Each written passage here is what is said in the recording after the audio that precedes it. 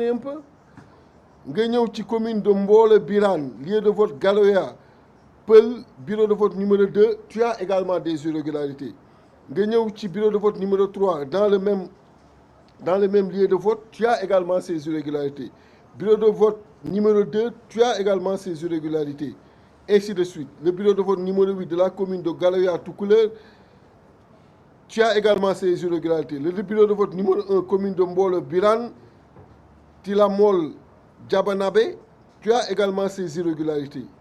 Commune Mbolo Birane, lieu de vote Tilouki, bureau de vote numéro 1, tu as également des irrégularités.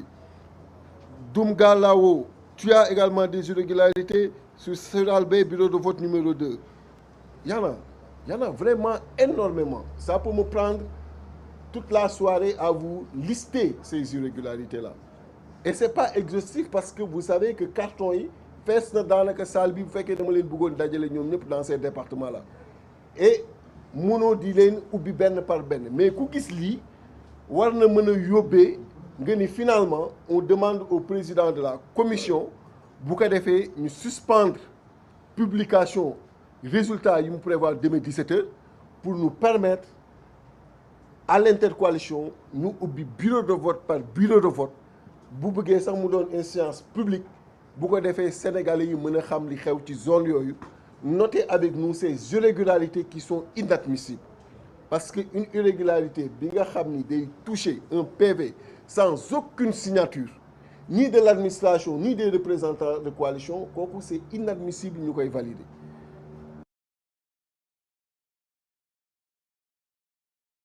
Inadmissible ñu koy signer moo tax tout à l'heure il a confirmé un chiffre parce que ñun dañoo tàmm di leen wax li nga xam ne du dañ on ne joue pas avec les chiffres bi ñu toogee fii à la dernière conférence de presse dañu leen sur les résultats que nous avons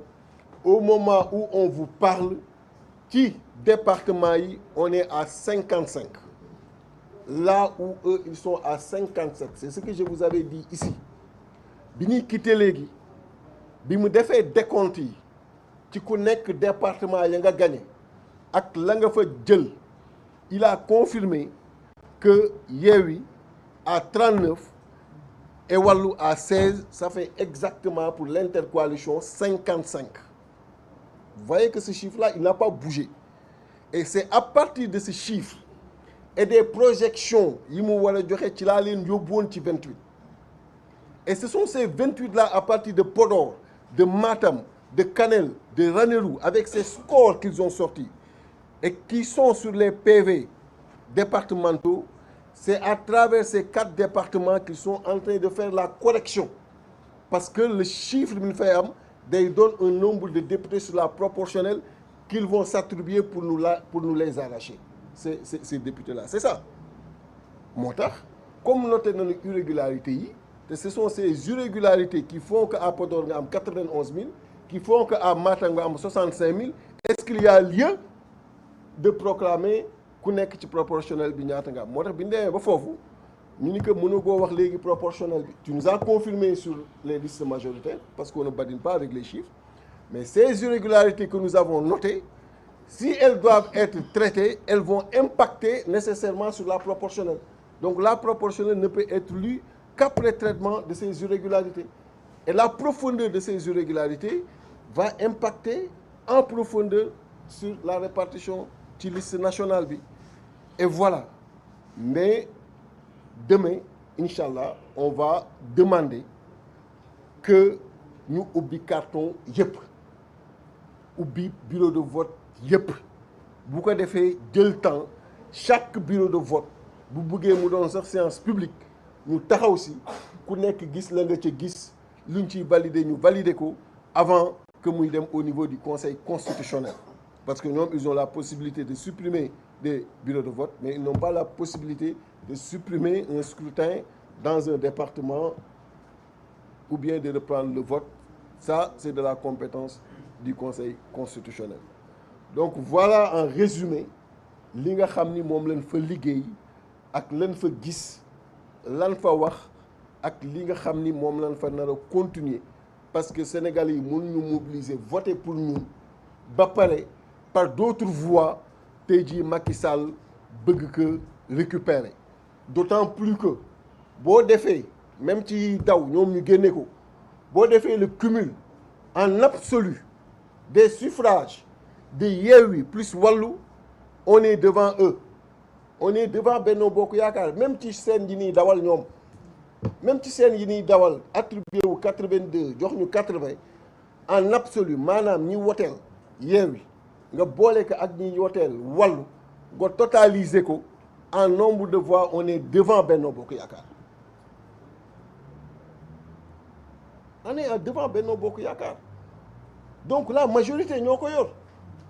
on les a renvoyés à l'opposition parlementaire qui l'accepte mais la correction qu'ils veulent faire aujourd'hui est inacceptable donc voilà ce que je voulais dire monsieur le président ci li nga xam ni moom la ñu gis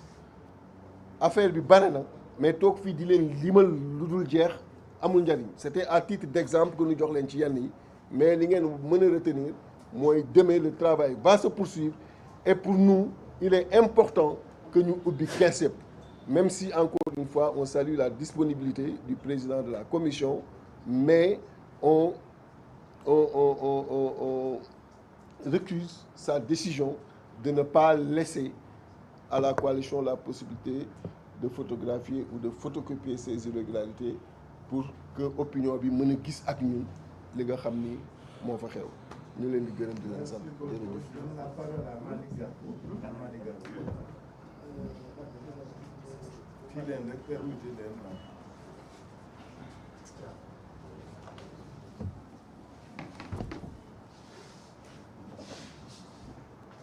Merci. Je voudrais à mon tour